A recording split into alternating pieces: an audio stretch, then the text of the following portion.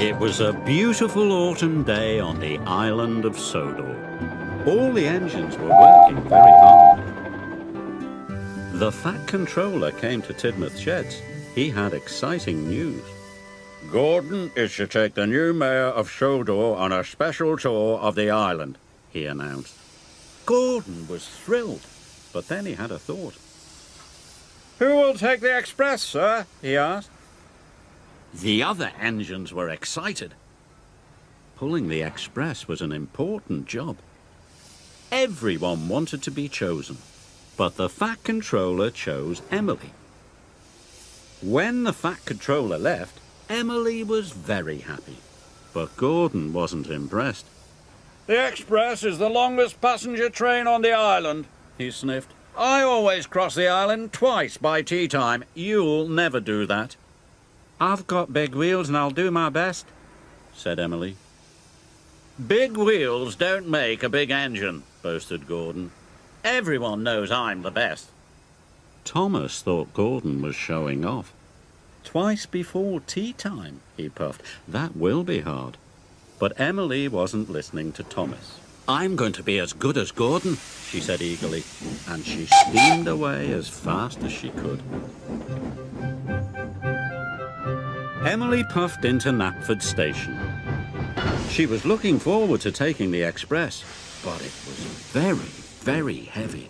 Busman, Buffett, she gasped as she slowly pulled out of the station, but she pulled away too soon and left the brake coach behind. Emily puffed with all her might. She was determined to be fast.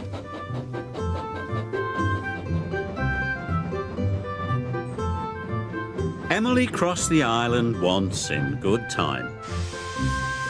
I am as good as Gordon, she puffed proudly.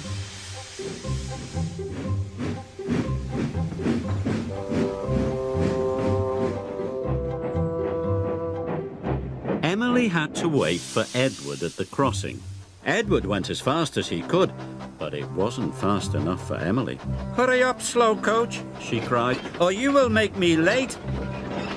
Edward felt sad, but Emily just steamed on.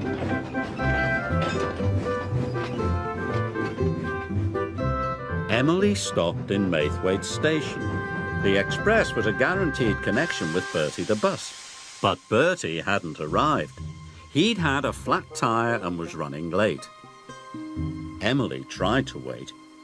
She counted to 10 twice, but she felt as if a boiler would burst. I'm going to be the slowest engine on Sodor, she cried, and it's not my fault.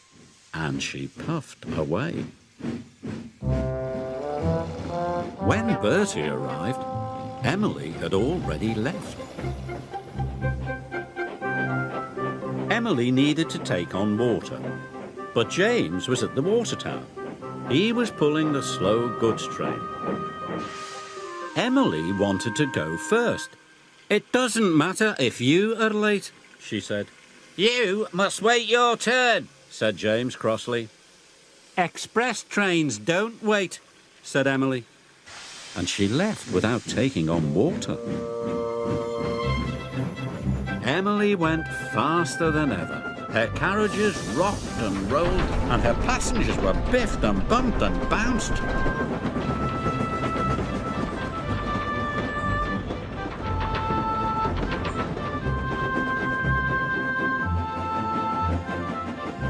Finally, Emily could see Brendam Docks up ahead. Twice before tea time, she puffed happily. I am as good as Gordon.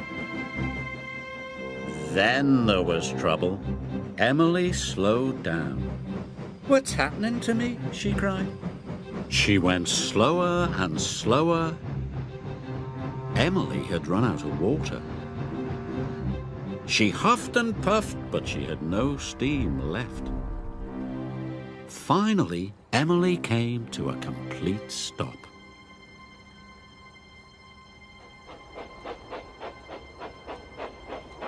The Fat Controller arrived on board James. He was very cross.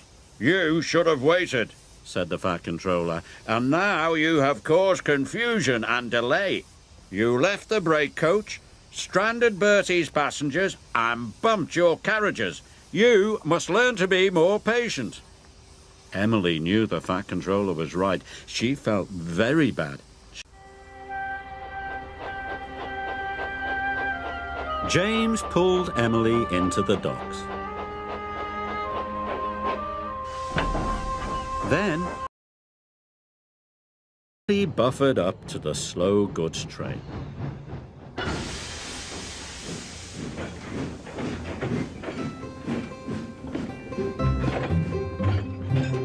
She stopped at all the right stations.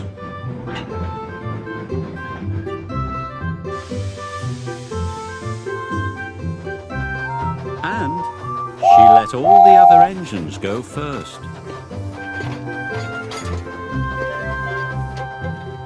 She stopped at a signal. Thomas was waiting there. I am learning patience, Emily puffed. But if only I could learn it faster, she cried. Thomas had to laugh.